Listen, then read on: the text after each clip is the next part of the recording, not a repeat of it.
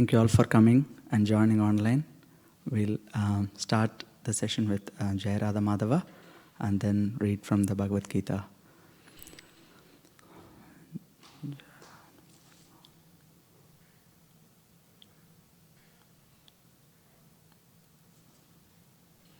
Jaya Radha Madhava Kunja Bihari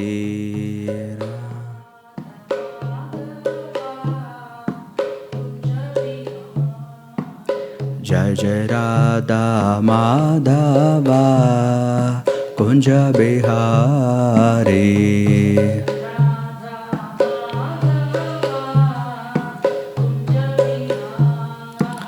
Jaya Gopi Jana Vallabha Girvaradari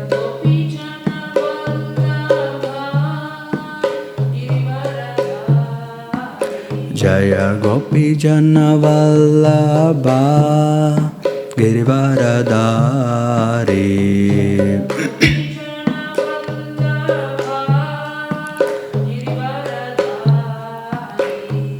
Yashodanandana Braja Jana Ranjana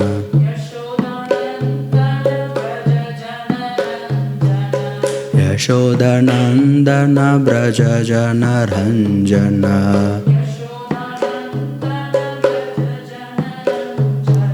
Yamuna Tira Vanachari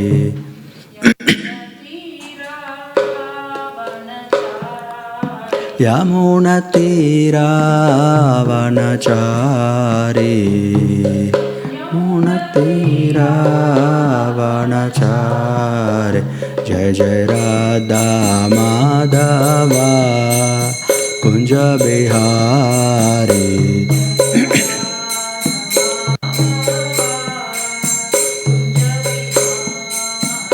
Jaya Radha Madhava Kunja Bihari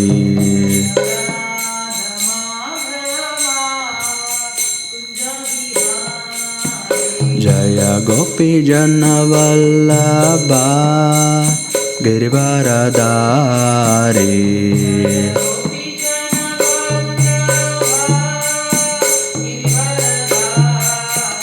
Jaya Gopi Jana Vallabha Girvaradari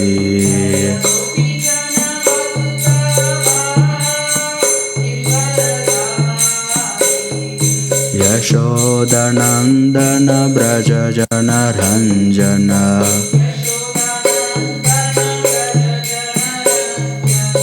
Yashodanandana Braja Jana Ranjana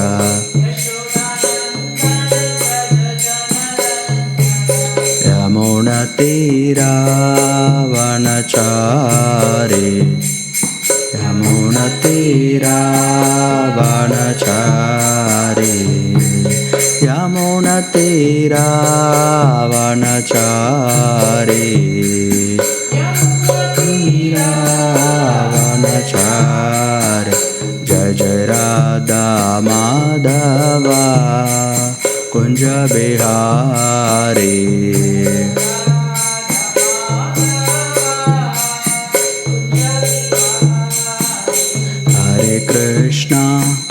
Hare Krishna Krishna Krishna Hare Hare Hare Rama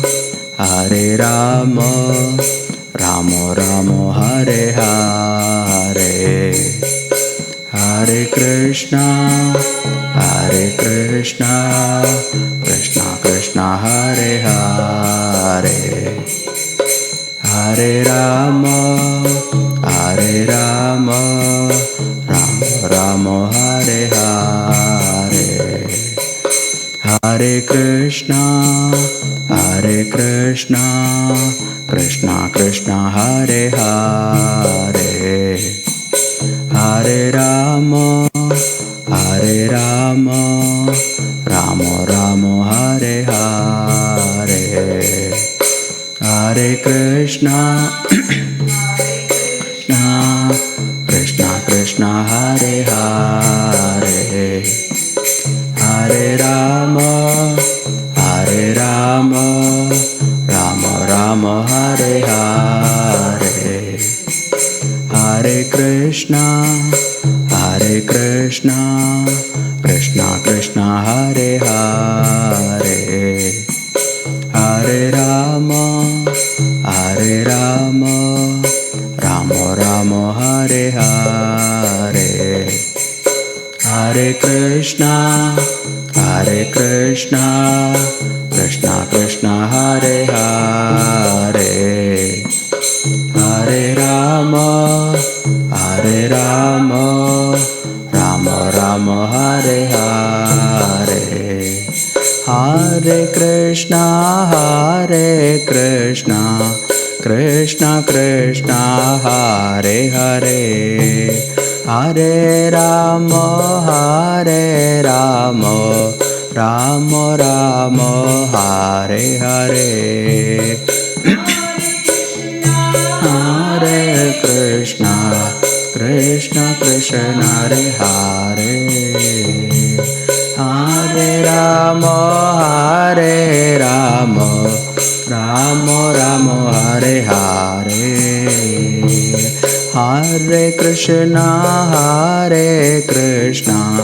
Krishna Hare Hare Hare Rama Rama Hare Hare Hare Krishna Krishna Krishna Hare Hare Hare Rama Rama Hare Hare Hare Krishna Krishna Krishna Hare Hare Hare Rama Rama Hare Hare Hare Krishna Krishna Krishna Hare Hare Hare Ram Ram Hare Hare Hare Krishna Krishna Hare Hare Hare Ram Hare Hare Krishna Krishna Hare Hare Hare Ram Hare Hare Krishna Krishna Hare Hare Hare Ram Hare Hare Krishna Krishna Hare Hare Hare Ram Hare Hare Krishna Krishna Hare Hare Hare Ram Hare Hare Hare Krishna Krishna Hare Hare Hare Rama Rama Hare Hare Hare Krishna Krishna Hare Hare Hare Rama Rama Hare Hare Hare Krishna Krishna Hare Hare Hare Rama Rama Hare Hare Hare Krishna Krishna Hare Hare Hare Rama Rama Hare Hare Hare Krishna Krishna Hare Hare Hare Rama Rama Hare Hare Hare Krishna Krishna Hare Hare Hare Rama Rama Hare Hare Hare Krishna Krishna Krishna Krishna Hare Hare, Hare Ram Ram Ram Hare Hare. Krishna Krishna Krishna Hare Hare, Hare Ram Ram Ram Hare. Hare Krishna Krishna Krishna Hare Hare, Hare Ram Ram Hare Hare. Krishna Krishna Hare Hare, Hare Ram Ram Hare Hare. Hare Krishna Krishna Hare Hare, Hare Ram Ram Hare Hare. Hare Krishna Krishna Hare Hare, Hare Ram Ram Hare. Hare Krishna Krishna Hare Hare, Hare Ram Ram Hare. Hare Krishna Krishna Hare Hare, Ram Ram Hare. Hare Krishna Krishna Hare Hare, Hare Ram Ram Hare Hare.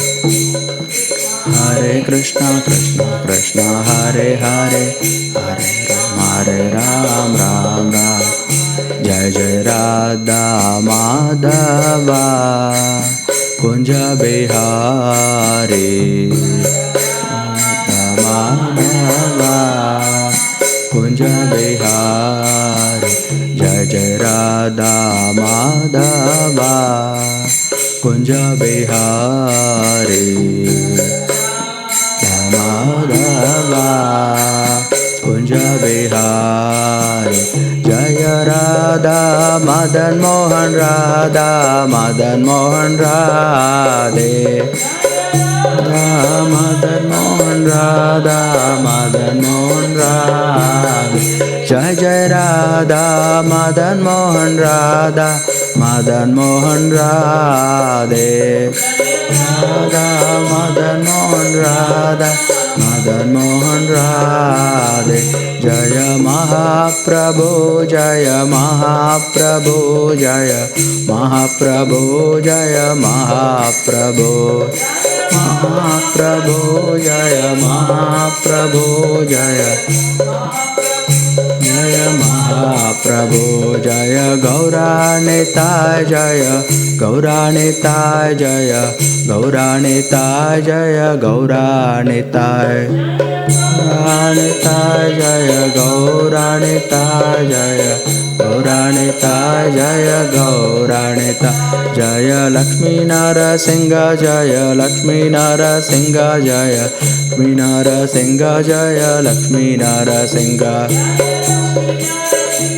Jaya Lakshmi Narasingha Jaya Lakshmi Narasingha Jaya Lakshmi Narasingha. Jaya Prahlad Maharaj Jaya Prahlad Maharaj, Prahlad Maharaj Jaya Prahlad Maharaj, Prahlad Maharaj Jaya Prahlad Maharaj, Prahlad Maharaj Jaya Prahlad Maharaj. Jaya Prabhupada Jaya Prabhupada Jaya Prabhupada Srila Prabhupada, Prabhupada Jaya Prabhupada Jaya Prabhupada Srila Prabhupada. Jaya Jaya Prabhupada Prabhupada Prabhupada Jaya Jaya Prabhupada, Jaya Prabhupada Prabhupada Prabhupada Jaya Jaya Prabhupada. Jaya Jaya Gurudev Gurudev Gurudev Jaya Jaya Gurudev, Gurudev Gurudev Jaya Jaya Gurudev. Nittai Gaura Hari Bol Hari Bol Hari Bol. Nittai Gaura Hari Bol, Gaura Hari Bol Hari Bol Hari Bol. Nittai Gaura Hari Bol.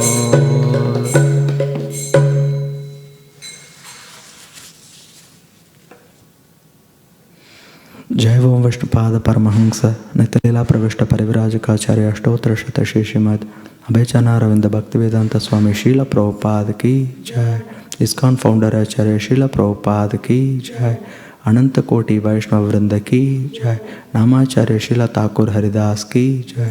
प्रेम से कहो श्री कृष्ण चैतन्य प्रभु नित्यानंद श्री अद्वैत गदाधर शिवासादि गौर भक्त वृंद की जय। श्री श्री राधा कृष्ण गोप गोपीनाथ श्याम कुंड राधा कुंड गिरि गोवर्धन धाम की जय। ब्रजभूमि श्री वृंदावन मथुरा धाम की जय। श्री नवद्वीप मायापुर धाम की जय। पुरुषोत्तम क्षेत्रम श्री जगन्नाथपुरी धाम की जय। श्री जगन्नाथ स्वामी की जय। भक्ति देवी की जय। तुलसी महारानी की जय। गंगा मैया की जय। यमुना मैया की जय। समवेत भक्त वृंद की जय। श्री हरिनाम संकीर्तन की जय। ट्रांसेंडेंटल बुक डिस्ट्रीब्यूशन की जय। गौर प्रेमानंदी हरि हरि हरि बोल। All glories to the assembled devotees. Hare Krishna. All glories to the assembled devotees. Hare Krishna. All glories to the assembled devotees. Hare Krishna. All glories, all glories, all glories to Shri Guru and Gauranga. Srila Prabhupada ki jai. Srila Gurudev ki jai.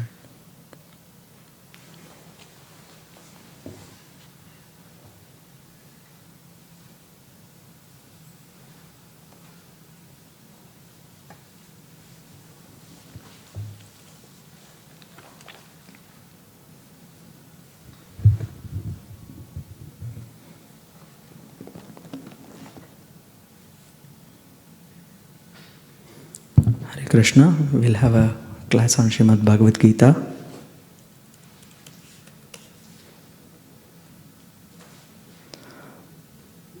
First we'll recite some prayers from the Mangalacharan.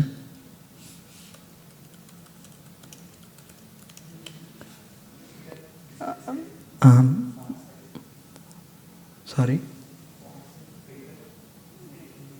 Do you want me to make it bigger? Oh, here? Okay. Are you able to see the text? Okay. So we'll recite these prayers together. Om Ajnanatimirandasya Jnananjana Shalakaya Chakshurunmilitam Yena Tasmai Shri Gurave Namaha. Shri Chaitanya Manobishtam Stapitam Ena Bhutale Swayam Rupa Kadamahyam Dadati Swapadantikam. Vandeham Shri Guru Shri Yuta Padakamalam Shri Gurun Vaishnavangsha Shri Rupam Sagrajatam Sahagana Raghunathanvitam Tang Sajivam Sadvaitam Savadutam Parijana Sahitam Krishna Chaitanya Devam Shri Radha Krishna Padan Sahagana Lalita Shri Vishakhanvitangsha. He Krishna Karuna Sindhu Dinabandho Jagatpate Gopesha Gopika Kanta Radha Kanta Namostute. Tapta Kanchana Gaurangi Radhe Vrindavaneshwari Vrishabhanu Sute Devi Pranamami Hari Priye. Vancha Kalpatarubhyascha Kripa Sindhubhya Evacha Patitanam Pavanebhyo Vaishnavebhyo Namo Namaha. Shri Krishna Chaitanya Prabhu Nityananda Shri Advaita Gadadhara Shivas Adi Gaura Bhakta Vrinda. Hare Krishna Krishna Krishna Hare Hare Hare Rama Rama Rama Hare Hare.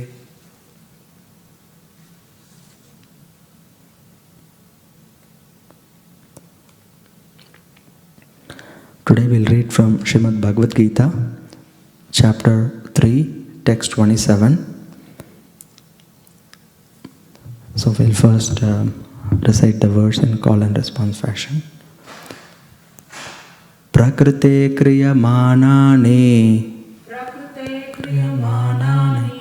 Gunai karmani sarvashah. Ahankara vimodhatma. Kartaham iti manyate. Prakrite kriyamanani. Gunai karmani sarvashah. Ahankara vimodhatma. Kartaham iti manyate. Prakrite kriyamanani. Gunai karmani sarvashah. Ahankara vimodhatma. Kartaham iti manyate. Anybody want to repeat? Prakrite kriyamanani. Gunai karmani sarvashah. Ahankara vimodhatma. Ahankara vimodhatma. Kartaham iti manyate. Kartaham iti manyate.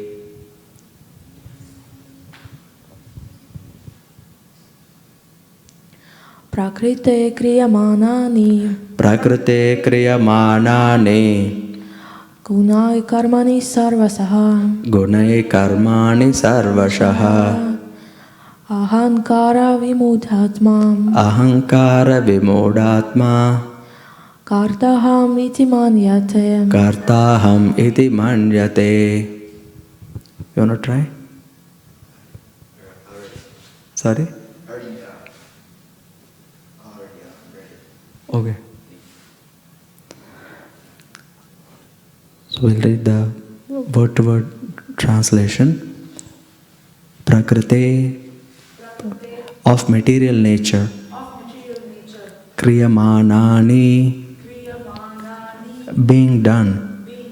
Gunaihi. By the modes. Karmani.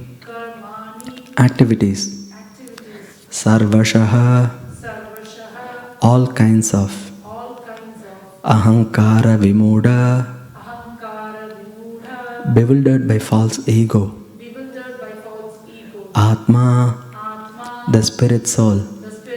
Karta. Doer. Aham. I. Iti. Thus.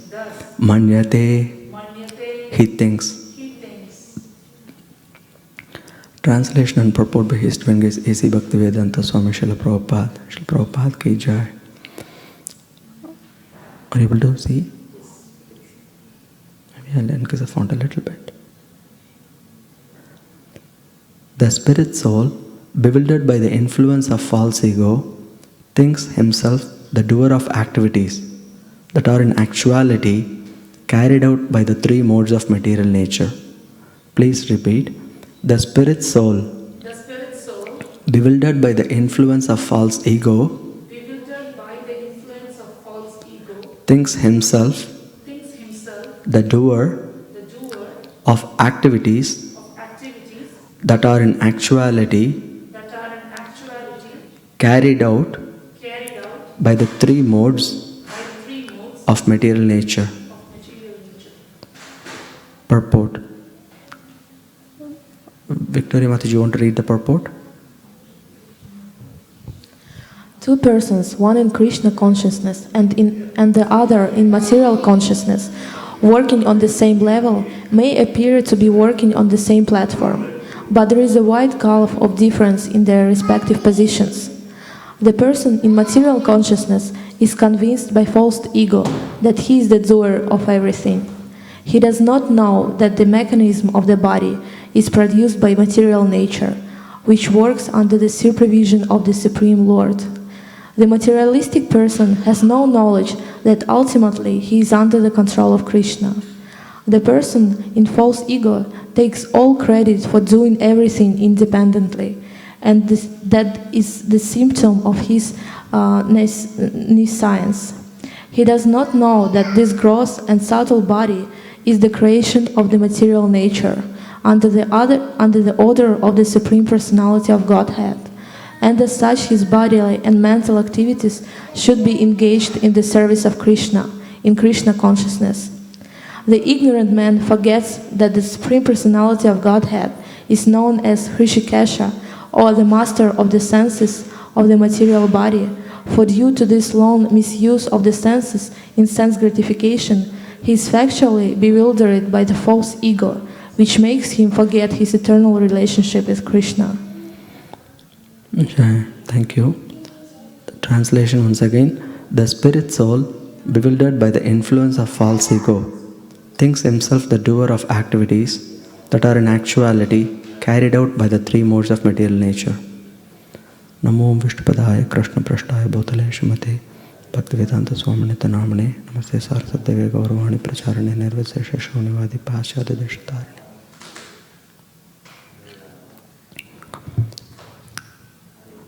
So, actually when I was preparing for the class, I heard few lectures and read through some articles, and I was trying to collect different points that we can speak on this verse. But just now while reading the purport, I realized that I didn't start with reading the purport. And now after I'm reading the purport, I can see everything I heard everywhere is there in the purport. So it's amazing how Srila Prabhupada, in a nutshell, gives everything we need to know, and how other devotees expand on what Srila Prabhupada is emphasizing in his purport. Actually, probably if I had read the purport first, I wouldn't have had this realization, but it's a gist of so many lectures different devotees have given on this particular topic.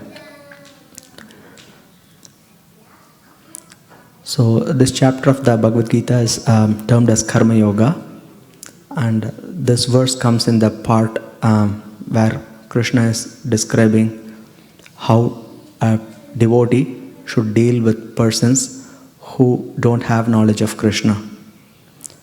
So this is the section where he's describing how one should act. And then in this particular context, he's explaining how a person who is not a devotee of Krishna or a materialistic person, how he thinks. So this verse summarizes this mentality of a person who is attached to things of this world. So this verse explains the consciousness of the mentality by which he is making his calculations and is working throughout his life. So there are so many important words in this verse, both in the translation as well as in the Sanskrit. So every word is so critical here. So here Krishna says the spirit soul, which is us, like the Atma within the body. Normally when we are not aware of Krishna consciousness, so we are bewildered by the influence of false ego. So this body, what we see externally, is called the gross body, which Srila Prabhupada refers to in his purport. And we also have a subtle body, which is made of mind, intelligence, and false ego. So that false ego is the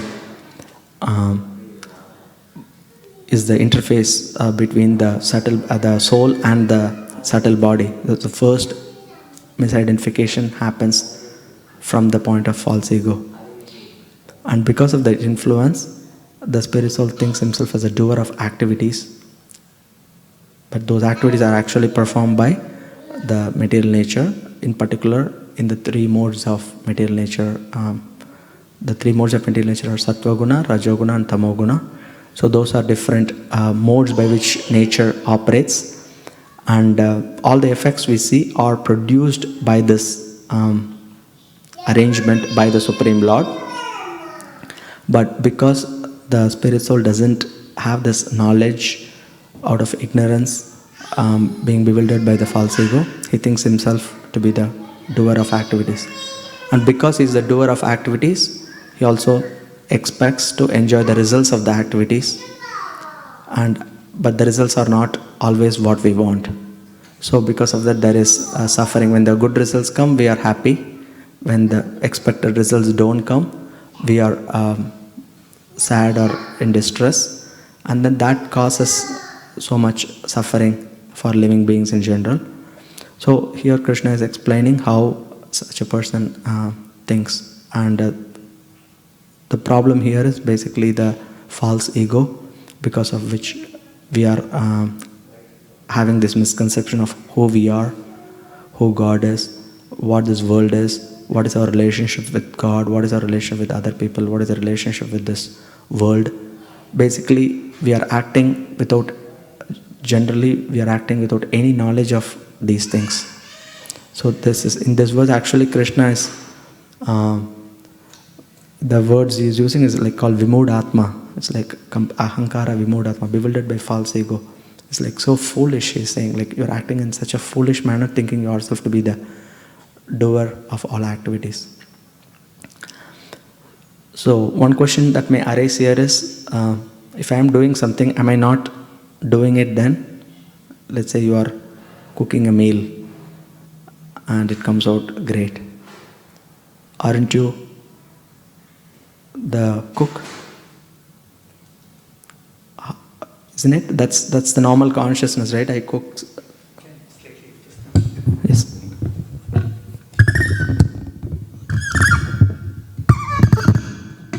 Hare Krishna. So if I'm the cook, what's wrong with thinking that I made this preparation?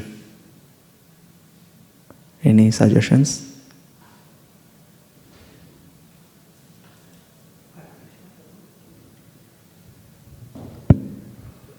We did the endeavor, but then but then the intelligence to do it and everything comes from Krishna. Mm-hmm. So we have to recognize that. Very nice point. Anyone else? Do you agree with her or you don't? Any comments? You have another mic.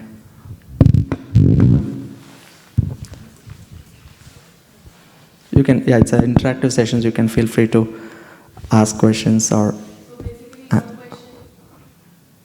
So if I'm like cooking, and I think I am the cook, is it wrong? Is it incorrect? So basically, your question is: I made something and I'm the cook, and if I cooked it wrong, whose responsibility it is? Right? No, even if it's right, like we feel, we take credit for cooking, right? Yeah. So, like, I believe in God and I thank Him that He has sent me to this beautiful world as a beautiful soul with the responsibility to perform some things in life. Mm-hmm. So, now that I have been able to perform my duty today, I'll be happy and I'll credit it to myself that I was able to perform this thing. Mm-hmm. That's how I think. Yeah, that's a very good way of looking at it. Yeah, that's the way we should think. But here Krishna is describing how people normally think. So if I'm cook, people think the item tastes good because of me, right? Instead of giving the credit to God, which is what Srila Prabhupada explains in the purport. Where did they talk about taking credit? The person in false ego takes all credit. Oh yeah. So the person in false ego takes all credit for doing everything independently. So if you don't, as you rightly said, if you don't think that God has given this ability to me, then we are acting in false ego. And then because of that, we take credit for doing everything independently. And that is a symptom of nescience or ignorance. So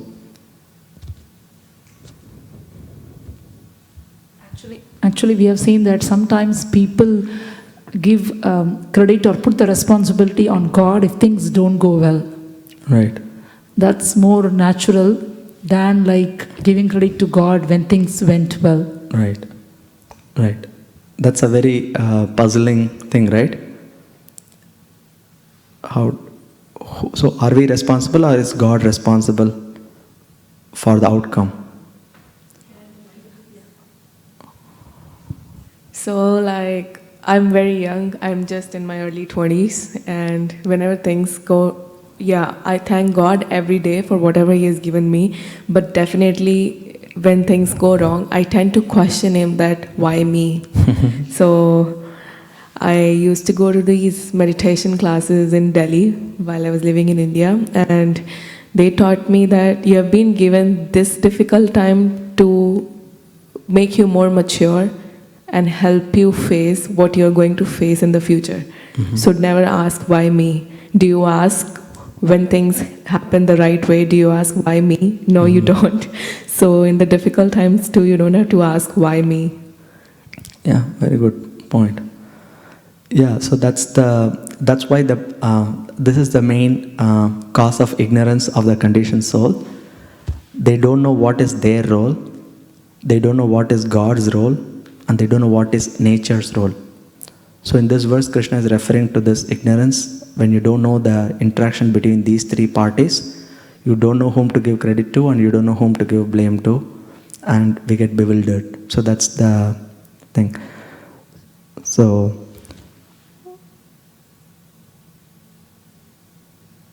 yeah, so that's a very simple way to understand this.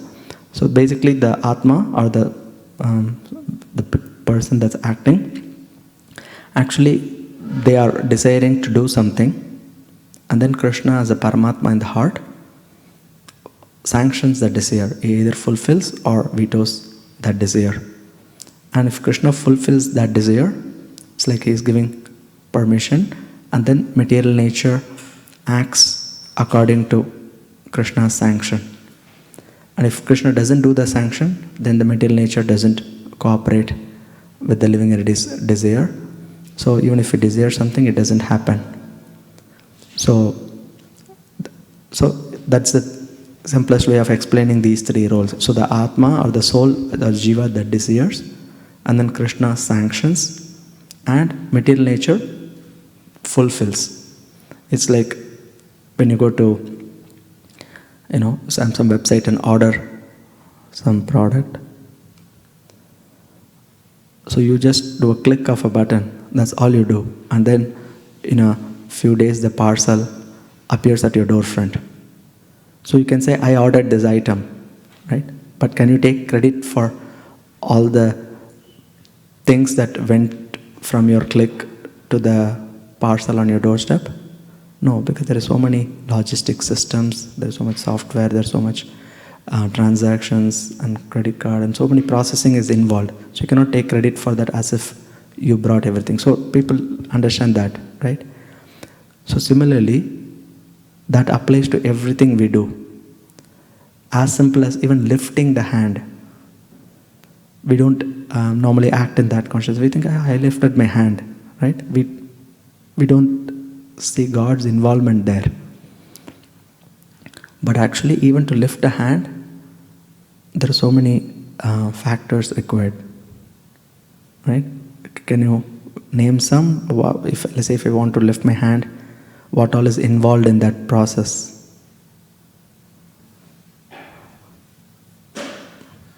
Maybe you can say something. We haven't heard from you. Coordination. Coordination, wonderful. Yeah. I need to have energy in the body. Mm-hmm. And the brain must understand that signal. Right.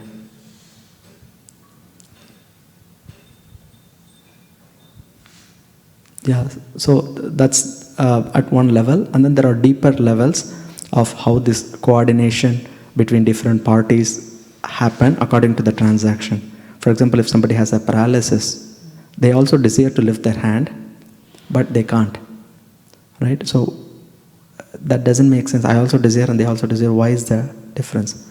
So actually Krishna explains this later on in the Bhagavad Gita, where he mentions there are 5 factors for action. So only if all those 5 coordinate, then you will get the expected outcome. Otherwise the outcome is different. We'll see what those are in this verse.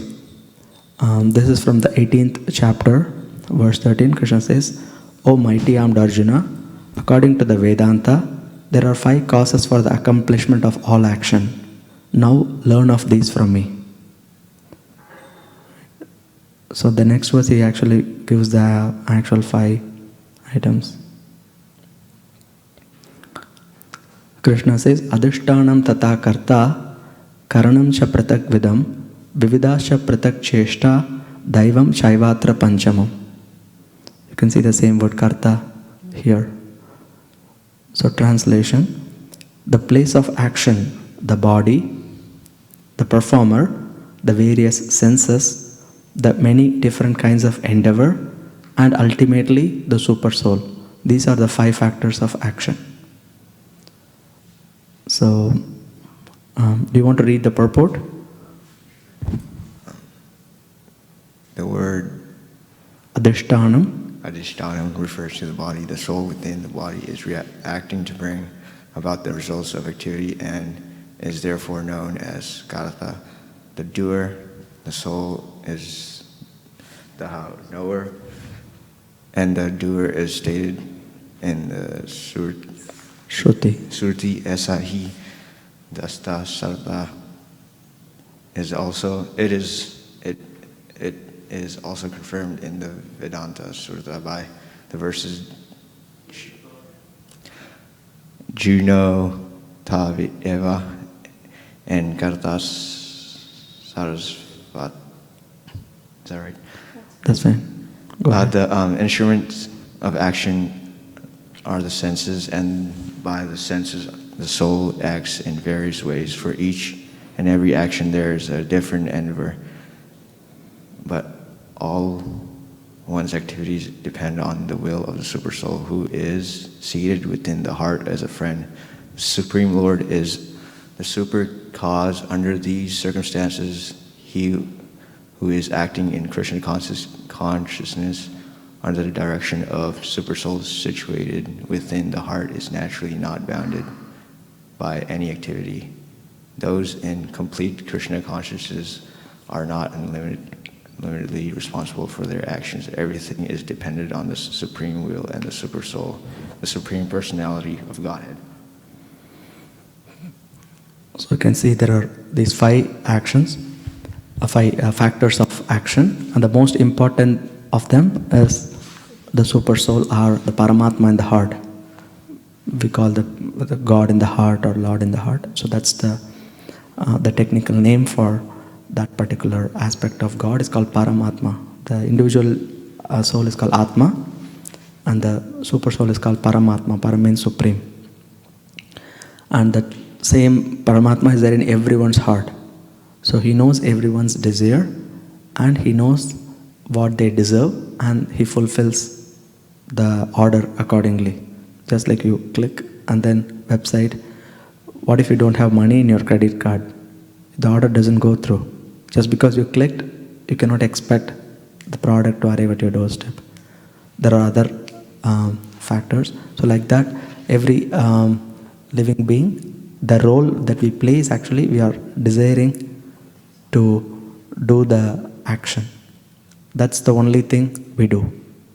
In fact, if you look in this verse, Krishna actually, at the original verse we started with, Krishna says, he thinks himself the doer of activities. Krishna actually minimizes the contribution of the soul altogether. So if you look at this verse, it looks like as if the living entity is not the doer, right? So he thinks himself the doer, so we think we are not the doer. Actually, we are the doer, which Krishna clarifies in this verse, that the performer or the karta, the soul is one of the doers, but our contribution is so little to the whole thing. So Krishna is minimizing the role we play as the performer. So otherwise, what is the problem if we say we are not the doer? And we will not take responsibility. Exactly. Then we won't take responsibility. Right. So then I say, I'll do some foolish thing, let's say kill somebody, and then say, I am not the doer. So you can misuse this verse and say, I am not doing things. No, but you are still the doer, but you are not the only doer. So that's the right way to understand the verse, that there are other factors for the action. One who thinks himself as the sole doer without considering the overall system and without giving credit to God for fulfilling the whole thing, that is a person who is bewildered by the false ego. And I have a small video to illustrate this point. So we recently went to Orlando, and when I was seeing this kids play in this whatever, like a train, I was thinking of this verse, and I took this video. You can just, it's a 2-minute video. Just make sure to watch the kids, okay?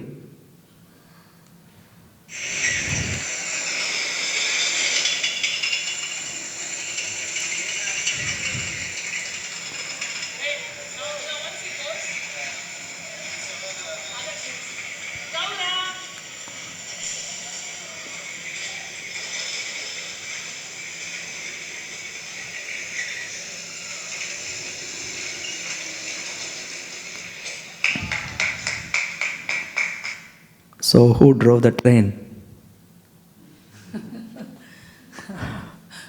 Okay, let's watch it once again, okay? Make sure that the kids are really trying to drive the train, right?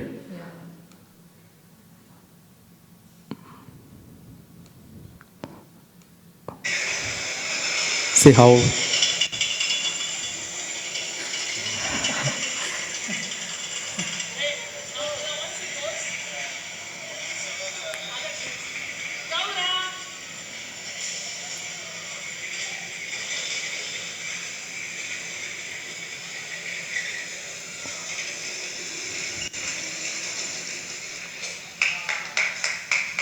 So that's the credit we take for our activities, right? Wow, you drove the train or whatever. And the last scene here, I don't know if you can see it very clearly, there is a equipment here, right? Which is what controls the engine and powers the train. But the kids in the train have no idea, so that is the system that's working. And in fact, you can see them actively steering the wheel, thinking that's how the train is driven. So it's exactly in the same way. We have no clue how this body is working. We have no clue what all is Krishna is doing to make the whole thing work together. But we are so proud and puffed up with our achievements, with our beauty, with our accomplishments, with so many things we possess, with our possessions, with no knowledge of the whole thing. So where do we draw the limit? Like, we also have to work hard and endeavor to get things done in this world, right? Right. So if I understand it right, so we put as much effort as we can, but detach yourselves from thinking whatever results came is because of you. Right. But then it's hard to work like that, right? Yes. Without expecting results, or without, you work because you want certain results at the end. Right. Like, I want to get promoted at work, so I'm going to work this much. But then if we know that whatever result is not going to happen because of my endeavor, right, then I might lose motivation to do my work, right? Right. Right. That's true. That's the problem. That's why people are attached to either working, thinking that they are the cause of the results of their activities, or they just don't work because anyway if I work, it's not guaranteed. So those are the two options people generally take. And in fact, Krishna refers to those options in the famous verse. Let's look it up here. Karmanevadikaraste ma phaleshu kadachana ma karma phala heturvur ma te sangosto karmani. Krishna says, you have a right to perform a prescribed duty, but you are not entitled to the fruits of action.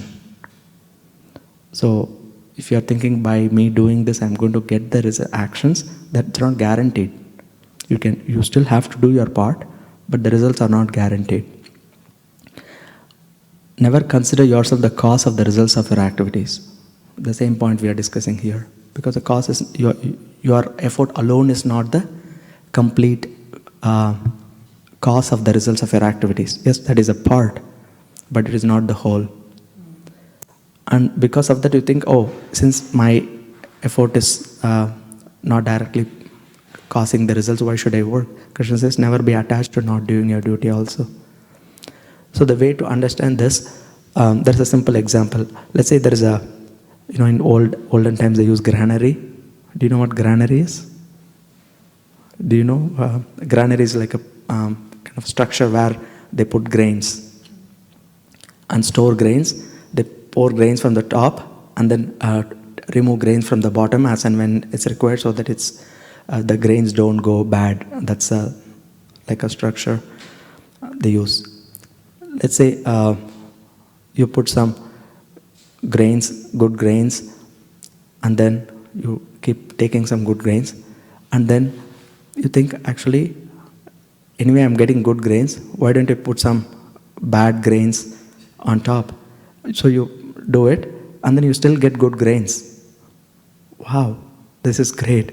So and then you start putting some more bad grains, and then you still get good grains. Wow, this really, so that means I can do anything and get away with it. So I don't have to really work hard and produce good grains. So you take away the bad grains, and then slowly you start seeing bad grains. Something is wrong. And then maybe you realize, maybe I put good grains. Maybe I should start putting good grains. And then you start putting good grains, but you still get bad grains out. Why? Because there is a backlog. So if you don't consider the backlog, you'll be so confused, because what you put is different from what you get. If you take the backlog into account, then things make sense. That means if you started putting good grains, you have to wait until the bad grains are cleared away, then you will start getting good grains. But in that process, if you don't understand this backlog and the granary structure and how it works, then you'll be so confused, because you put good, you get bad, but you put bad, you get good. It doesn't make any sense. So like that, our karma is like that. The karma is the backlog. So what we do now is not the immediate, is not the complete cause of the results that we get.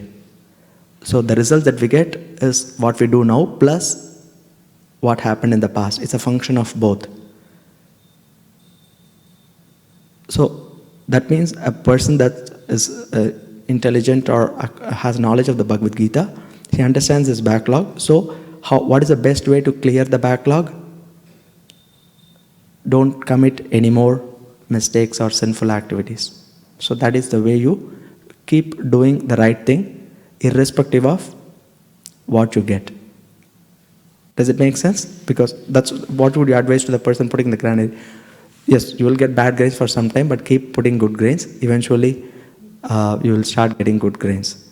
But during that period, you have to have that sense of detachment. Which is why in this verse, Krishna is saying, you are not entitled to the fruits of action, because you cannot, just because you did something, you cannot expect the immediate results for that action. That may be mixed with your past. So that's why he said, no, don't consider yourself the cause of the results of your activities, because the past is influencing your present. And because you don't have control over the situation, don't give up doing your duty. Why? Because then you won't have any grains.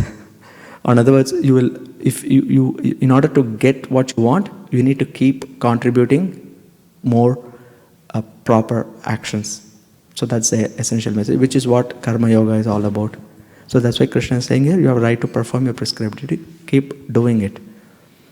But don't give up, because the results are not what you expect. The results will be what you expect after the backlog is cleared. So that is the process of Krishna consciousness.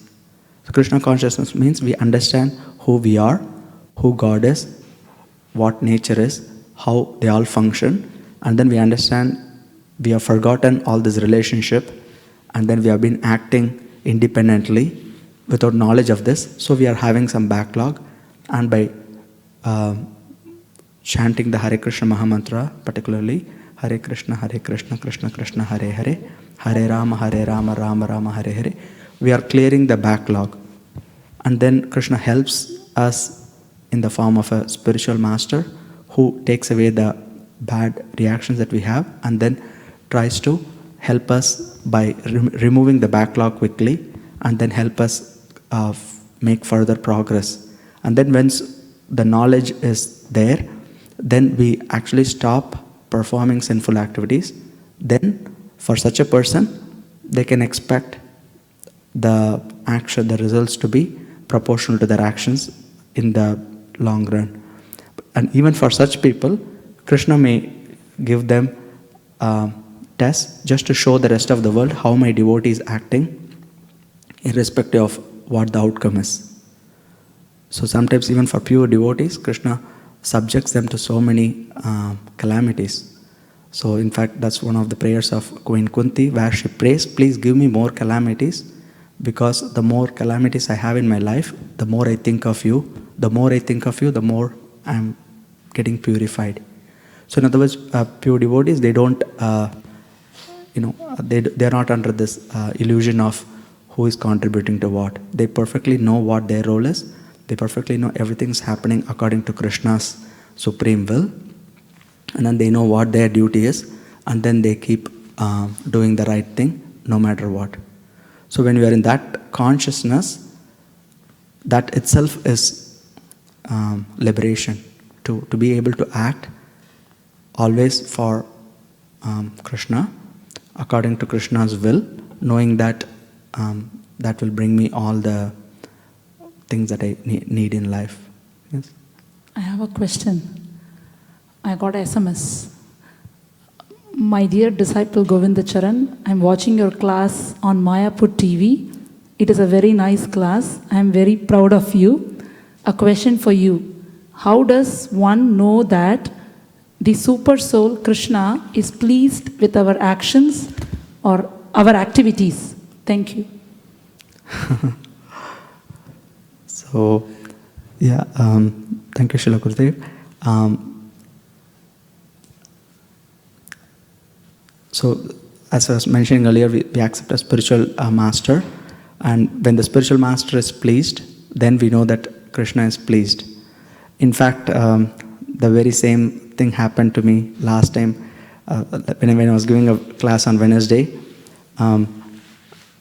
So Rasika came along with me. What if nobody comes? I want to encourage you, so you can at least talk to me for the class. And then I came here, and Ramananda Saka says, there are these 4 walls, you can talk to the 4 walls, so no problem. And then I was giving the class, and I was thinking I didn't prepare quite well. And later when we went home, our spiritual master, he replied that he saw the class and he enjoyed listening to it. I was very embarrassed that he had to listen to my class. At the same time, I was so happy that Krishna gave me this realization that you don't mind whether it's one person or not even anybody, but Krishna is always watching you.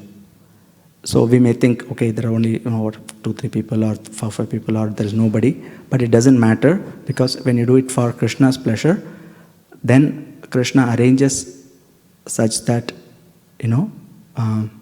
these things happen. And I was so thankful that Krishna gave me the realization that you have to always do your duty without expecting your immediate outcome, or you're judging by the immediate circumstances. So, in fact, he also wrote to somebody else about that lecture, and I thought he must have been pleased because of that. And just the fact that he was pleased was so fulfilling to me that generally it's very hard for me to chant my rounds late in the night. That day I was chanting my rounds so effortlessly, just by the thought that he's pleased. So like that, so when Krishna is pleased, we become so enlivened by that process, because it's a direct experience of knowing that I have pleased Krishna by pleasing the spiritual master. Thank you. So, these are the principles that Krishna is teaching in the Bhagavad Gita, how to be doing the right thing, being detached. And when we do that, the actual real fruit of all the activities is this knowledge or realization that Krishna gives to us, that there is something, there is a bigger picture, there is all these other actors, and then then we act in a harmonious way, and then we don't have to undergo any of the sufferings that we undergo due to acting in ignorance. So that realization is the real fruit. So even though in one sense we say we are detached, but actually devotees are actually always after the higher goal. That knowledge or that realization that I'm acting in higher consciousness, that is so fulfilling. So because of that, it's easier to handle the temptations of the lower level. So, and regarding the point that you mentioned, so how do we know whom to blame? Whether it's us or Krishna or thing. So from the video we saw how the kids, they desire to go in the train, and the parents allow them to be put on the train, and then there is a whoever called the park ranger, so he organizes the actual movements of the train, and there's an engineer that's actually responsible for running of the train. So you can see these three different factors. So the kids are just a participant in that thing. The only thing they do is they desire. That's a very important part of the responsibility of the Atma, to desire the right thing. So even though Krishna says here you're not performing the results, what he means is you are not responsible for the execution of the activities. So just like you can imagine like a big elephant versus a small ant, right? They both have the same Atma or similar Atma in them. So the Atma in a ant's body, it's constitutionally the same as the Atma in a big elephant. But the big elephant can do so much activity. It can break down buildings and trees, whereas an ant, it can only move a little piece of sugar. So why is there such a big difference between the two beings? It's the same Atma. In capacity, the Atma is the same. So why is such a big difference between the two bodies or two living beings? So that we can understand from that, the Atma is not responsible for doing anything in the elephant's body nor in the ant's body. The bodies act according to how nature has created that body, and Krishna puts the Atma in particular bodies according to how the Atma desires and what it deserves. So that is and this is not just with the body, but what you get even within the body. So once you are within the body, what kind of family members you are going to get, what kind of job you are going to get, what kind of perks you are going to get from the job. Imagine that actually we don't have control over anything. We just desire, that's all we can do. Either it happens or it doesn't happen. So we don't have actually much control over that. Actually tonight is a $1.5 billion or $1.3 billion Powerball lottery, right? How many of you got the tickets? Okay, you didn't get, that's why you are here. So that's a big thing, you know that? So there's like a Powerball lottery. It starts with like $40 million. I think it's every week. If there's no winners that week, the amount rolls over to next week. And then no winner, it rolls over to next week. And then now it has reached like the jackpot price is like $1.3 billion or something. And the drawing is tonight. So tomorrow morning, one of the 292 million numbers that somebody may happen to have, Now that guy is going to be a billionaire overnight. Now tell me, what is that he has done to become a billionaire? Exactly. So that's where the answer is. So like a materialistic person won't accept the fact that there's karma. He would just say, oh, it's just random numbers. So somebody has to win. It's just random. But that's okay from a mathematical viewpoint. But why that person? Why not me? As we were asking earlier. Why not me? So whoever, it's not, it may seem like random and some random lottery, but actually the person that's winning is winning because that's in his karma, and his effort, look at the effort he has done. He just purchased a $2 lottery. That's all he has done. In fact, people are so attached. In fact, there are some stores which have some historically sold lottery tickets that have won prizes. So those stores have such a big line where people want to purchase those things only from that store. And like when one of the store owners, I think it's in San Jose, when he went this morning to the store to open, there were like 60 people in line. And he's saying, I'm making a good business because of people's desire to accumulate wealth without doing work for it. So it's, that's an example of how you can see a person getting results sometimes without putting effort. On the other hand, sometimes we see there are so many people working in startups in this Bay Area, right? Not every startup is successful like Facebook or Google, right? So people work so hard. Sometimes it's, in fact, last week in my team, one of my teammates left the team because he worked so hard through the last year, but he couldn't get the rewards that he was expecting. So it's like sometimes you work so hard and you really contribute, there's no doubt, but still there are factors that are beyond you that can cause, that can change the results that you get. So just to make sure, Krishna is giving a disclaimer in the Bhagavad Gita, don't blame me, right? And then he explains how the whole process works. So there's a very nice verse in this connection. It's in the 5th chapter of the Bhagavad Gita. Krishna very clearly clarifies, let's read the Sanskrit also.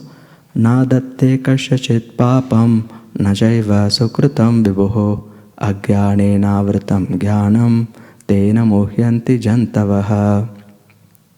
Translation: nor does a Supreme Lord assume anyone's sinful or pious activities. Embodied beings, however, are bewildered because of the ignorance which covers their real knowledge.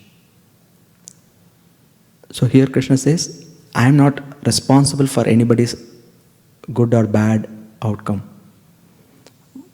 You see my point? Just now we told that Supreme Lord is the one that sanctions, but we have to understand that correctly. Krishna has only created a system by which these things happen to us. But Krishna is not personally responsible for our individual outcome. It's just like a judge in a court. The judge awards punishment or reward for the different cases, but the judge is not responsible for that outcome. Is that clear? Even though he is the one that decides, but he is not, you cannot say, I was put in the jail because of the judge. So it's blaming God for things happening to us. It's like that, blaming the judge for a result you got in a trial. That's completely unfair. The trial is based on what you did, and the judge is only enforcing or administering the law. So he's not responsible for your outcome. So this one is very nicely explained in this particular purport. You want to read that, Mataji? The purport here? Okay. Sundar, you want to read? This is a very beautiful purport. These are the things that Krishna is saying that we don't know, which is why we become bewildered. But when we know this, we are in full knowledge. The Sanskrit word Vibhu means the Supreme Lord who is full of unlimited knowledge, riches, strength, fame, beauty and renunciation. He is always satisfied in himself, undisturbed by sinful or pious activities. He does not create a particular situation for any living entity, but the living entity, bewildered by ignorance, desires to be put into certain conditions of life, and thereby his chain of action and reaction begins. A living entity is by nature full of knowledge. Nevertheless, he is prone to be influenced by ignorance due to his limited power. The Lord is omnipotent, but the living entity is not. The Lord is Vibhu or omniscient, but the living entity is Anu or atomic. Because he is a living soul, he has the capacity to desire by his free will. Such desire is fulfilled only by the omnipotent Lord. And so, when the living entity is bewildered in his desires, the Lord allows him to fulfill those desires. But the Lord is never responsible for the action and reactions of the particular situation which may be desired. Being in a bewildered condition, therefore, the embodied soul identifies himself with the circumstantial material body and becomes subject to the temporary misery and happiness of life. The Lord is the constant companion of the living entity as Paramatma or the super soul, and therefore he can understand the desires of the individual soul, as one can smell the flavor of a flower by being near it. Desire is a subtle form of conditioning for the living entity. The Lord fulfills his desire as he deserves. Man proposes and God disposes. The individual is not therefore omnipotent in fulfilling his desires. The Lord, however, can fulfill all desires, and the Lord, being neutral to everyone, does not interfere with the desire of the minute independent living entities. However, when one desires Krishna, the Lord takes special care and encourages one to desire in such a way that one can attain to him and be eternally happy. The Vedic hymns therefore declare, Eshav hi eva sadhu karma karyati tam yam ebhyo lokebhya nishate eshav yu eva sadhu karma karyati yam ado ninishate. The Lord engages the living entity in pious activities so that he may be elevated. The Lord engages him in impious activities so that he may go to hell. Agyo jantur anishoyam atmana sukha dukkhayo ishvara prerito gachet swargam vashva abram evacha. The living entity is completely dependent in his distress and happiness. By the will of the Supreme, he can go to heaven or hell as a cloud is driven by the air. Therefore, the embodied soul, by his immemorial desire to avoid Krishna consciousness, causes his own bewilderment. Consequently, although he is constitutionally eternal, blissful and cognizant, due to the littleness of his existence, he forgets his constitutional position of service to the Lord and is thus entrapped by nescience. And under the spell of ignorance, the living entity claims the Lord is responsible for his conditional existence. The Vedanta Sutras also confirm this. Vaishamya naigrinyena sapakshatva tatahi darshayati. The Lord neither hates nor likes anyone, though he appears to. Thank you, Sundar. Isn't it clear? So we get the results according to what we deserve, and the Supreme Lord simply sanctions it according to our karma. So we accrue our own karma, and then the Lord has created the material energy to act in a way to fulfill our desires according to our karma. So that's the proper understanding. So the Lord is responsible for the system, but not our individual outcome. So our individual outcome are purely determined by our actions, even though we are not responsible for the execution of our actions. We only desire our actions, and then material nature performs. And then, so because of that, we have responsibility, even though we are not the complete cause of the results of the activities. Yes. This kind of make it looks like this is a very mechanical process. But the Lord is actually a person, right? Right. Because here it looks like it's just a system that does everything. Like what I get, whatever I deserve. If I've done something in the past bad, then I get those reactions back. Right. So there is no involvement by Lord at all in this process? No, there is involvement, which he actually, it's there in the purport, but it's more specifically discussed in the next verse I was going to discuss. You can see the Lord's involvement in this verse. You can read the Sanskrit and translation also. Sarvasya chaham hridi sannivishto matasmritirgyanam apohanam cha vedaischa sarvairahameva vedyo vedanta krit vedavid eva chaham. Translation: I am seated in everyone's heart, and from me come remembrance, knowledge, and forgetfulness. By all the Vedas, I am to be known. Indeed, I am the compiler of Vedanta, and I am the knower of the Vedas. Yeah, you can read the purport. The Supreme Lord is situated as Paramatma in everyone's heart, and it is from Him that all activities are initiated. The living entity forgets everything of his past life, but he has to act according to the direction of the Supreme Lord, who is witness to all his work. Therefore, he begins his work according to his past deeds. Required knowledge is supplied to him, and remembrance is given to him, and he forgets also about his past life. Thus, the Lord is not only all-pervading, he is also localized in every individual heart. He awards the different fruitive results. He is worshipable not only as the impersonal Brahman, the Supreme Personality of Godhead, and the localized Paramatma, but as the form of the incarnation of the Vedas as well.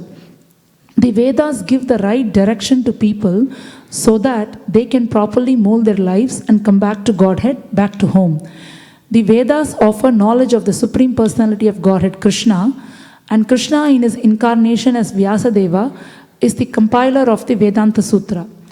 The commentation on the Vedanta Sutra by Vyasadeva in the Srimad Bhagavatam gives the real understanding of Vedanta Sutra. The Supreme Lord is so full that for the deliverance of the conditioned soul, He is the supplier and digester of foodstuff, the witness of his activity, and the giver of knowledge in the form of the Vedas, and as the Supreme Personality of Godhead, Sri Krishna, the teacher of the Bhagavad Gita. He is worshipable by the conditioned soul. Thus, God is all good, God is all merciful. Anta pravishta shasta jananam. The living entity forgets as soon as he quits his present body, but he begins his work again, initiated by the Supreme Lord. Although he forgets, the Lord gives him the intelligence to renew his work where he entered his last life. So not only does the living entity enjoy or suffer in this world according to the dictation from the Supreme Lord situated locally in the heart, but he receives the opportunity to understand the Vedas from him. If one is serious about understanding the Vedic knowledge, then Krishna gives the required intelligence. Why does he present the Vedic knowledge for understanding? Because the living entity individually needs to understand Krishna. Vedic literature confirms this. Yo asau sarvair vedair giyate. In all Vedic literature, beginning from the four Vedas, Vedanta Sutra, and the Upanishads and Puranas, the glories of the Supreme Lord are celebrated. By performance of Vedic rituals, discussion of the Vedic philosophy, and worship of the Lord in devotional service, he is attained. Therefore, the purpose of the Vedas is to understand Krishna. The Vedas give us direction by which to understand Krishna and the process of realizing Him. The ultimate goal is the Supreme Personality of Godhead. Vedanta Sutra 114 confirms this in the following words, Tattu Samanvayat. One can attain perfection in 3 stages. By understanding Vedic literature, one can understand his relationship with the Supreme Personality of Godhead. By performing the different processes, one can approach Him. And at the end, one can attain the supreme goal, which is no other than the Supreme Personality of Godhead. In these words, the purpose of the Vedas, the understanding of the Vedas, and the goal of the Vedas are clearly defined. Yeah, so Supreme Lord is definitely involved, but he's acting in a neutral capacity. That's why it looks like, he's not loving us or it's like a mechanical system, but this is his supreme love. Normally, if you look at movies, You will see sometimes there is like a triangle where a guy loves a girl and the girl doesn't love the guy back, and then it ends up in violence or some other form of ending. Whereas here you can see how the Supreme Lord loves every individual soul, irrespective of whether the soul reciprocates back in love to him or not. And the particular form of love he shows to the material, to the living entities in the material world, is by fulfilling their perverted desires, even though he knows very, very well that you cannot be happy doing that. But still he allows, just because he loves us so much that he wants us to try out, and this whole system is actually created as an expression of his love. So the whole material world is actually expression of Krishna's love, because that's how badly we want to be away from Krishna, and Krishna doesn't force himself upon us. So he has given a system to try out, and he knows very well that it won't work for you. So when you realize that it won't work for you, you want a way out. So that is the Vedas he has given also. So he is giving whatever we want. So from his side, he is a completely perfect lover. So there is nothing lacking in him, and he's so personal. But we are so neglectful of Krishna. In fact, that's where the mode of ignorance comes from, because we want to ignore Krishna. Krishna is giving us all this, but we don't want to acknowledge Krishna's presence in anything. So this whole material world is in mode of ignorance, because we want to ignore Krishna. So Krishna is so humble and patient and loving at the same time. Even if you ignore me, I'm not going to ignore you. I'm going to help you indirectly in these forms. But he is still waiting for us to return back to the spiritual world, where we can have a personal relationship with him in one of the different rasas, whether as a parent or as a friend or as a servant or as a lover or as an admirer, like that. So Krishna is always the same, but it's us that's not wanting Krishna enough. So Krishna remains aloof, and Krishna is making all the arrangements to get us back. So in that sense, the system is there. Krishna remains, the system seems mechanical because that's what we want, not because that's what Krishna wants. And as you see here, Krishna is eager to give us the knowledge, but the question is, do you want it? Do you want to know about these things? Do you want to know about Krishna? Do you want to serve Krishna? Or you just want to be in this ignorance, bewildered by false ego, thinking I am the doer, and then blame everybody around and not go anywhere. So it's like, imagine, do we love anybody that much that no matter what they do, we keep doing what is right for them? So this is the supreme love of Krishna. In another purport in the Srimad Bhagavatam, Srila Prabhupada says, if the Supreme Lord doesn't love us so much, he wouldn't go to all the trouble to create this entire material world and give all these facilities and give us the Vedas and get us back. So that's there, and you are right. In fact, Krishna himself says that in this world he appears to be neutral. There is another verse.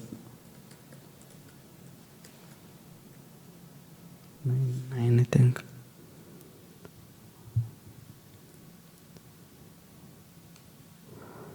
So Krishna says, I am acting, the super soul appears, as a super soul, he appears neutral.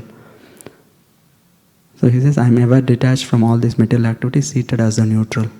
So Krishna doesn't influence our decision, because that is, he respects the minute independence that we have, and so he gives that. But when we want to come, then Krishna is very eager to help us.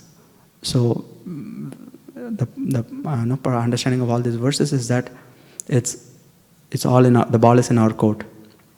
So the Srila Prabhupada says, when we take one step toward Krishna, Krishna takes 10 steps towards you and gives you more and more awareness, and then that will solve all of life's problems. People are generally suffering because of ignorance, and Krishna is teaching the Bhagavad Gita to remove that ignorance and to help people attain an eternal blissful life by once again reviving all this knowledge. The question is, do you want it? So, and coming back to this verse, there are many points that Srila Prabhupada emphasizes in this such a small purport here. One of the things we want to go back is taking credit for what the person in false ego takes all credit for doing everything independently. In fact, in these days, we take credit even for things that we don't do, right? So even taking credit for things you do is bad. What about like taking credit for things we don't even do? That's the level we are in. And Prabhupada gives a conclusion here. So the real person in knowledge knows that the body is a creation of the material nature under the order of the Supreme Personality of Godhead, and as such his bodily and mental activities should be engaged in the service of Krishna in Krishna consciousness. So that is the real knowledge. So generally people think, what do people identify themselves with? Generally, like when you ask somebody, what do they identify themselves with? Yeah, their occupation. What else people identify themselves with? Sorry? Family. Yeah, their Janma's birth, like born in this family. Aishwarya, I have so much wealth. Shruta, I'm so learned. Shri, I'm so beautiful. So those are the things people identify. Their identity is constituted based on these things. It is material. Sorry? The identity as yes. Is a material. Yes. Yeah, it's a material identity. Have you heard of people identifying themselves with their car? You know, if you drive a Honda Civic, you consider yourself so worthless. Whereas if you drive a BMW or a Tesla, right? So people think themselves so great. And in fact, His Holiness Prahladhananda Maharaj gives. So here Krishna says Ahankara, which refers to false ego. He says people think I am the car. That's why it's called Ahankar. So Ahankar is so bad that it's not even the body. People think I am the car. So first you have to come out of that level that I am the car and think that I am the body and then go beyond it. So that's to the extent people identify with external environment. And then a person graduates from that and think, okay, I am the body, and then comes to think, okay, and then the family and other things are extended identification. And then a person gets more knowledge. Then he knows I am the mind, not the body. And he gets still higher knowledge and he knows I am the Atma or the soul, not the material body. But even at that level, they may be knowing that knowledge, but they may be still happy with the body. Krishna says that's also not correct, because this whole material world is actually dukkhalayam ashashvatam. Because it's a place of forgetfulness of Krishna, you cannot get real permanent happiness here.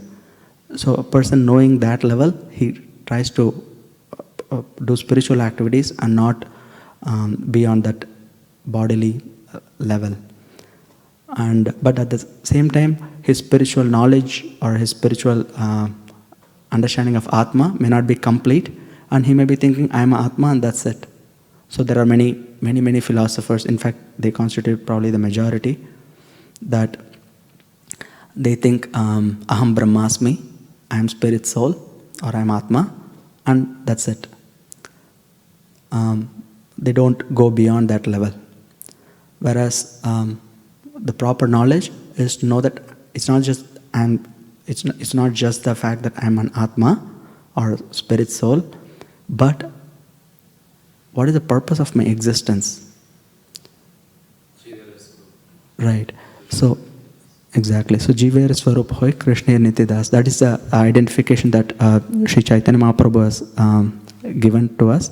And then Krishna also explains this in the Bhagavad Gita in this verse.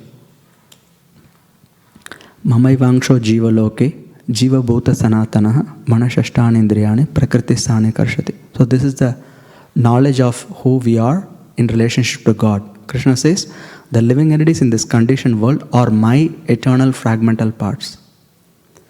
Due to conditioned life, they are struggling very hard with the six senses, which include the mind. So in other words, that's our real identification. So far we have been talking about false ego, but this is the true ego. True ego is to know that I'm not a random thing, but actually I'm a part and parcel of Krishna. And what is the role of a part compared to a whole? Let's say if this microphone is there, right? There is a small screw here. What is the role of the screw in the overall microphone? It is to serve. It is to support the whole. So every part of this thing, there's a whole and then there is parts. So the purpose of the parts is to serve the whole. That's the constitutional arrangement. So in fact, that is a natural or the most natural relationship that we have with God is one of service. Which is why that spirit is there in everybody. Even when you are in this material world, people like to serve their family or friends, right? Generally, when you are in the giving mode, you generally become more happy than when you are in a mood of demanding or expecting, like that. Why is that so? Why does it make us so naturally happy? Because that is our real constitutional nature of the Atma. Even though it's applied to relationships in the material world, you can still see the small reflection of that original nature of the Atma to serve. And then when that nature becomes fully revived, one can understand that one is eternal servant of Krishna. So that is the verse that Prabhu quoted, Jiver Swarupohi Krishna ir Nityadas. I'm actually eternal servant of Krishna. And that is the proper knowledge. And with that knowledge, in fact, Krishna says that in this verse, this from the 11th chapter, the last line is very famous. Nimitta matram bhavasavya sachin. Krishna says, therefore get up, prepare to fight and win glory, conquer enemies and enjoy a flourishing kingdom. They are already put to death by my arrangement, and you, O Savyasachi, can be but an instrument in the fight. So in other words, that's the real purpose of Atma, is to be an instrument of God. So while we are in this world, one has to be conscious of what is my service to Krishna while I'm in this world. So far I've been forgetting Krishna and trying to enjoy on my own, and sometimes I was successful and sometimes I was a failure, but now I've understood how things happen. Not everything is coming from me, everything is coming because of sanction from Krishna. So I have to be really grateful to Krishna and serve Krishna as a duty and at the higher stages out of love. So Krishna says that is the real purpose, to be an instrument of Krishna's pleasure. By being an instrument of Krishna's pleasure, we automatically achieve pleasure. It may be a little hard to understand, how can I be happy by serving somebody else, right? Any examples to convince? I guess the mother feels happy when she takes care of her child and the child is happy. Yeah, very nice.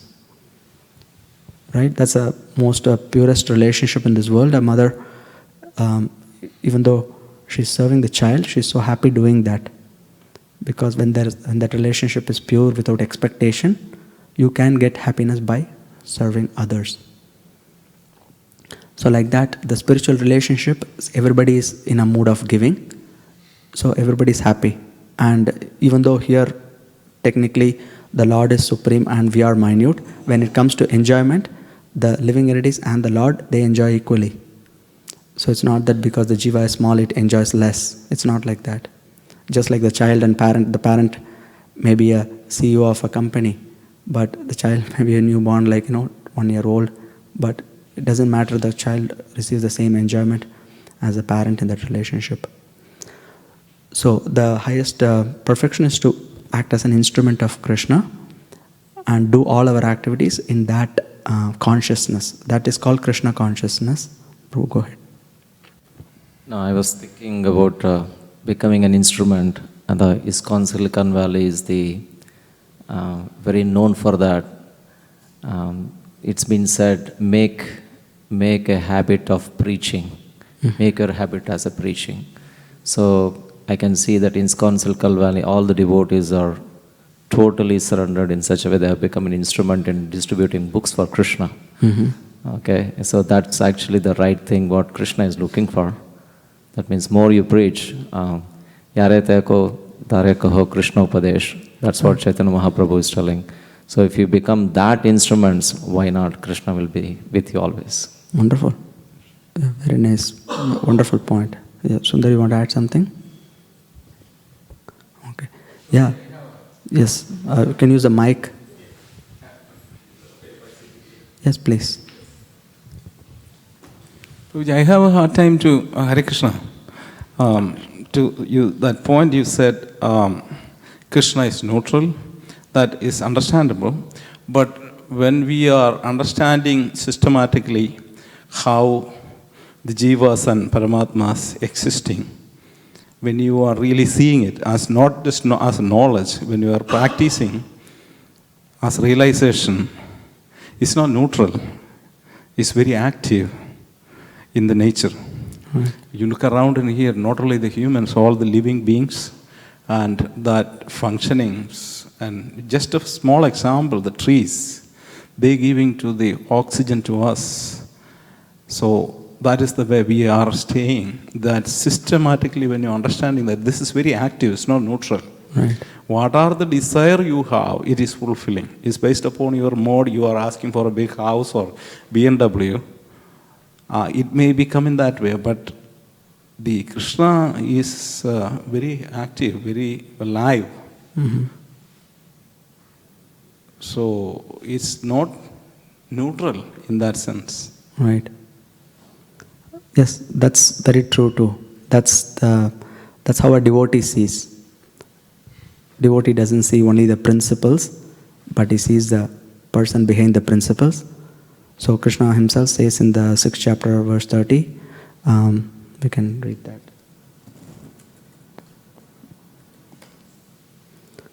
Krishna says, Yomam pashyati sarvatra, sarvam chamayi pashyati, tasyaham na pranashyami, sachame na pranashyati. For one who sees me everywhere and sees everything in me, I am never lost, nor is he ever lost to me. So that is the level of consciousness you are talking about. Yes. So a devotee sees Krishna in everything, whereas the other person may not see Krishna. So for him, Krishna remains as though neutral. But for a devotee can see, like how many times you have heard Vaisheshika Prabhu explaining who is feeding his squirrels in the garden, who is feeding these birds, right? Because they are pure devotees, they can see Krishna's hand in everything. And the same time, to understanding that, then we are knowing the real knower is not me. The knower is him. The true knower within me is not that minute part. It's very much of him. Right. Actually, Krishna says we both are the knowers, and we know because Krishna knows. So anything that we do, it comes through Krishna. So as is stated elsewhere, like Krishna is the interface between us and matter. Actually, we don't have the ability to even move a single atom. That ability, Krishna says, and the ability in man. So that ability comes from the Paramatma in the heart. So the only thing we do is desire. And then Krishna translates our desire into actions in the physical world. And that's where we think we are acting. But actually, when a person understands Krishna's contribution, then he knows. That's why Srila Prabhupada often quotes, not a blade of grass moves without God's will. So, and you can see that in every person, like whoever is proud of whatever they had, you will see there will be a time when it comes when they don't have that, and then they realize, it's not me after all. It may take lifetimes to come to that point, but that is when Krishna says, Bahunam Janmanamante Gyanavan Mam Prapadite. After many, many lives, one surrenders to Krishna, knowing that Vasudeva Sarvamiti. Krishna is everything. So that is a valid realization. Yes, Sundar.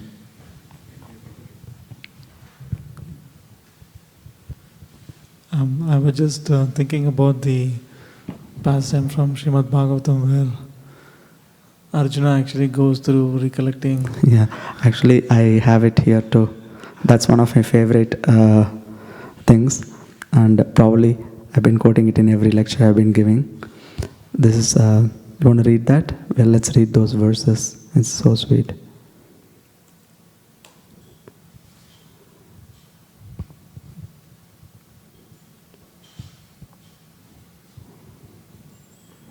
It starts from, yeah, you can start from verse 5. Maybe you can pass around the mic, each person can read a verse. So this is Arjuna's realization on how much, he's acknowledging Krishna's presence in his life. This is from the Srimad Bhagavatam. Go ahead. Text 5. First canto, chapter 15, text 5.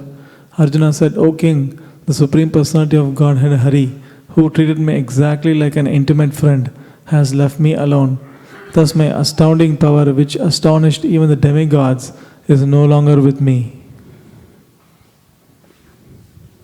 Text 6. I have just lost him who is separation for a moment, who would render all the universes unfavorable and void like bodies without life.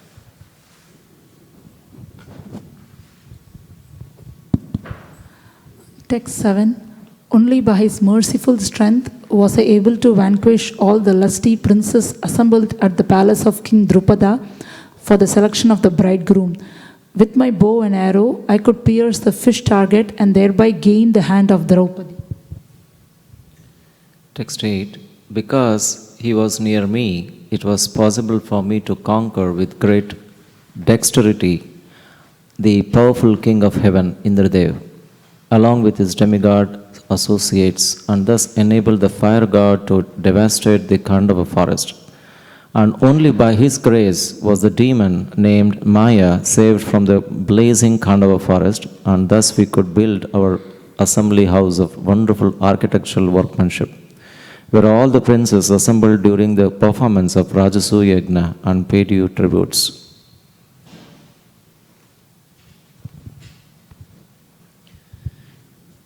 Text 9. Your respectable younger brother, who possesses the strength of 10,000 elephants, killed by his grace Jarasadna, whose feat was worshipped by many kings.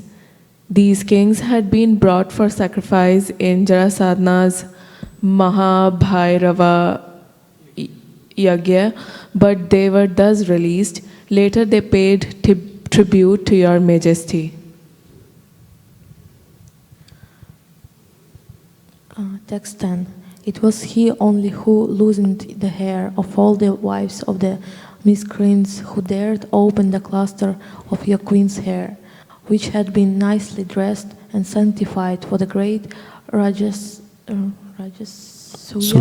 sacrificial ceremony. At that time, she fell down at the feet of Lord Krishna with tears in her eyes.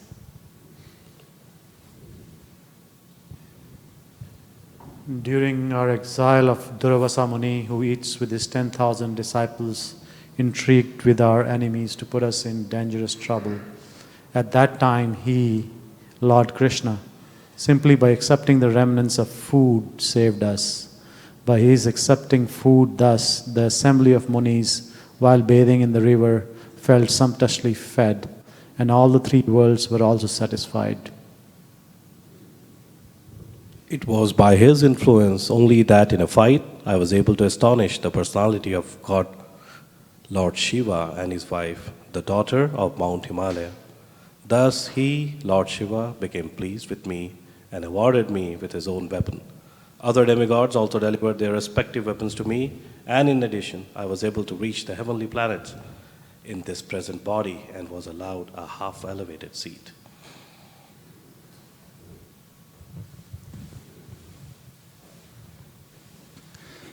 When I stayed for some days as a guest in the heavenly planet, all the heavenly demigods, including King Indradeva, took shelter of my arms, which were marked with the Gandhiva bow to kill the demon named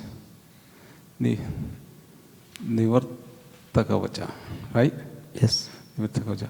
O King, descendants of Achamadya, at the present moment, I am bereft of the Supreme Personality of Godhead. whose influence I was so powerful.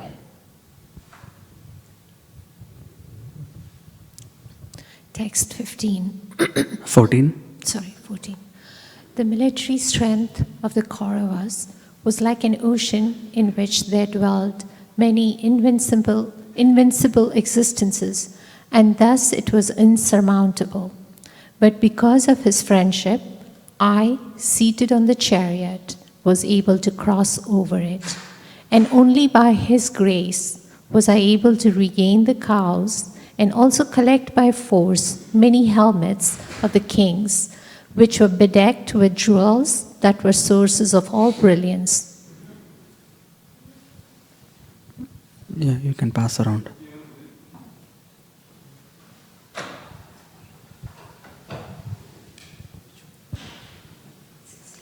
Text 15.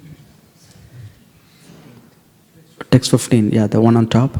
It was he only who withdrew the duration of life from everyone, and who, in the battlefield, withdrew the speculative power and strength of enthusiasm from the great military phalanx made by the Kauravas, headed by Bhishma, Karna, Drona, Salya, etc.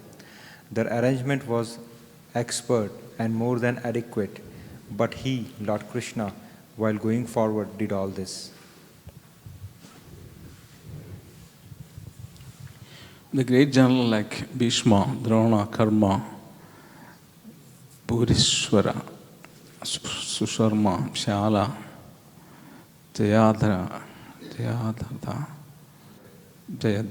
and Bahilaka all directed their invisible weapon against me, but his Lord Krishna's grace, they could not even touch a hair of my head.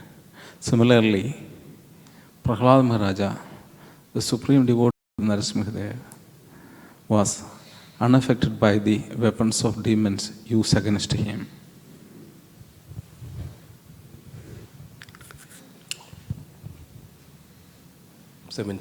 It was by his mercy only that my enemies neglected to kill me from my chariot to get water for my thirsty horses. And it was due to my lack of esteem for my Lord that I dared engage him as my chariot driver, for he is worshipped and offered services by the best men to attain salvation.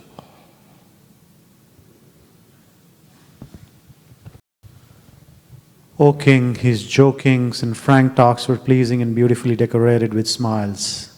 His addresses unto me as son of Partha, O friend, O son of Kuru dynasty, and all such heartiness are now remembered by me, and thus I am overwhelmed.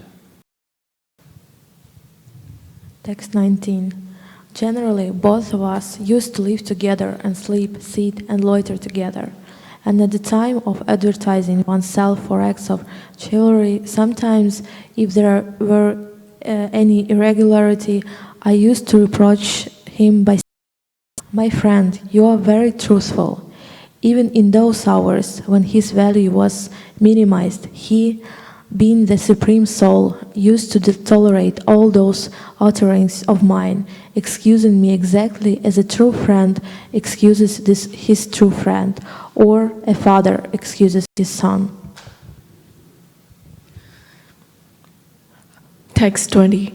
O Emperor, now I am separated from my friend and dearmost well-wisher, the Supreme Personality of Godhead, and therefore my heart appears to be void of everything.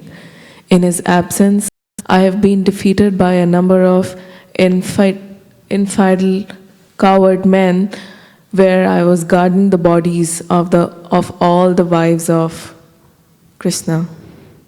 Yeah, next one is the concluding verse of this section. Beautiful one.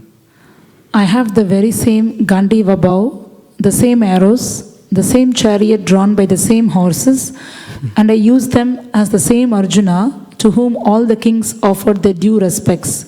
But in the absence of Lord Krishna, all of them at a moment's notice have become null and void. It is exactly like offering butter on ashes, accumulating money with a magic wand, or sowing seeds on barren land.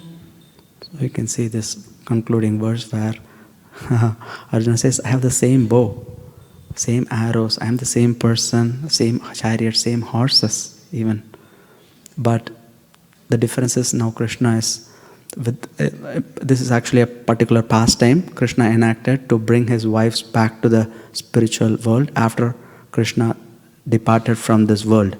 So he enacted it by this pastime, which is why in the previous verse, Arjuna says, in his absence I have been defeated by a number of cowherd men. So imagine like Arjuna was successful against all these great Maharati warriors in so many battles, but some simple cowherd men, they came and took over Arjuna and took abducted all the wives of Krishna whom Arjuna was trying to protect. He couldn't protect each simple people. So that's why he says, so all the power for his achievement came only from Krishna, and when that Krishna withdrew his power, everything became null and void. So this is Arjuna's realization from this section. Actually, we hear in the purport that it's how is it possible, wives of Krishna to be abducted by somebody? Yes. Let me complete this point. So, Srila Vishwanath Chakravarti Thakur explains those boys were actually expansions of Krishna who appeared in that form for this pastime. So, that's why they were able to defeat Arjuna, not others. Yeah. I was saying, when you're looking at the Bhagavad Gita, Krishna is the chariot driver for Arjuna. And somehow or another, we are all in that position. He is the chariot driver. If he is not the chariot driver, our life or the journey in this life will be dismissed big time. So in a way, the Bhagavad Gita is not just 5,000 years ago for Arjuna. It is still very applicable for everybody's life because we are in the position every time. Very nice point. In fact, Krishna also refers that in the later in the 18th chapter, he is situated in the heart of, along with the living being, who is situated on this machine made of material energy. So basically, it's just like, let's say you are driving with a passenger, and you don't know the directions to the place where you are going, and you're running out of gas, and you don't know where to do, and you're just loitering without knowing any direction. And the person next to you, he knows everything. That out of ego, you don't want to ask him where to go. Imagine what a pitiful situation it is. So the Lord is situated right next to us, driving in the same vehicle, which is this body. Yeah. So, but we just don't want his sometimes when we are egoistic, that's what we do. Whereas the solution is to just turn to the Lord, and then he's ready to give us all the instructions. So that's the supreme process Lord Sri Chaitanya Mahaprabhu came to teach us, that simply by worshipping and serving Krishna, and Sri Chaitanya as a devotee himself, instead of coming as God, to just show how to actually love and serve Krishna and make our life successful by chanting the Hare Krishna mantra, Hare Krishna, Krishna Krishna, Hare Hare, Hare Rama, Rama Rama, Hare Hare. Yes. Quick, we have to start the Aarti. This will be the last question. Suppose if we desire and make some endeavor, and if that doesn't work according to other factors, is it not waste of time, money and energy? Why Krishna allowed that? He could have stopped us in the stage of desiring itself if we do not deserve. This is from Gokula Taruni from Chennai. Okay. Yeah, so sometimes what they call the lessons learned hard or the lessons learned best. Because it's this whole thing in the Bhagavad Gita every single time, but it still remains open secret because even though all the knowledge is there, we just don't listen to it. It's called hope against hope. We just think somehow, maybe I'm an exception, it will work for me. We act in that consciousness, which is the verse that we are talking about here, Prakriti Manani. I can make it happen, maybe it's for others, maybe they gave up, but it works for me. So we always have that hope against hope. But when we give up that last hope, this is exemplified in the pastime of Draupadi, where she was trying to protect herself from being humiliated in front of all the assembled kings and her family members. She thought, this one will protect me, this one, but she did so much endeavors. But when she truly accepted that Krishna is the only one that can protect me, then Krishna gave us the protection. Because until then she didn't need Krishna so bad. In fact, at one point she was just trying to protect herself by holding on to the sari and thinking that I can save myself. But Krishna wanted her to come to that ultimate point to realize. So it's not a question of what activity you do, it's a question of consciousness. But you could still be doing so many activities, but if our consciousness, even though I am doing all this, I have no idea, unless Krishna helps me, I will not be successful. When we are surrendered in that mood, then Krishna will bless the activities if that's what we need for our service, or he will make us a failure if that's what the example he wants to set for us. I mean, imagine the life of Srila Prabhupada, right? He received his instruction in 1922, but he was able to come to America for preaching in only 1965. So all these years, he tried so many things, but he never felt it was a failure, because the whole process of Krishna consciousness is that whatever you do, it's permanent and just depend on Krishna. Krishna had a greater plan. So Krishna wanted to make Prabhupada supremely successful. So even though Prabhupada was waiting for such a long time, in 11 years, when he was here, he established 108 temples in such a short time. That was like unimaginable. So it's totally up to that's the point of on Krishna, is that we don't define the outcome. We let Krishna do whatever he wants with us. If we are detached enough, then Krishna will be pleased with our efforts. If I understand it right, I guess her point in asking is Krishna could have instead used me to do something else, right, instead of wasting time and energy. But I understand what you're saying, that might be for us to learn something from that exercise. Exactly. Otherwise, what we'll think is we'll be puffed up, thinking that I am such a good instrument of Krishna. Even in being an instrument, we can be puffed up also. So if Krishna only gives you success, then there's a chance of being puffed up there also. So Krishna knows when to give what. So we just have to trust Krishna and then execute our duties. So with that, we'll attend the Aarti ceremony here for Shri Radha and Krishna and Sriman Mahaprabhu and Lakshmi Narasimha Dev. Thank you very much. Srila Prabhupada ki jai, Srila Gurudev ki jai.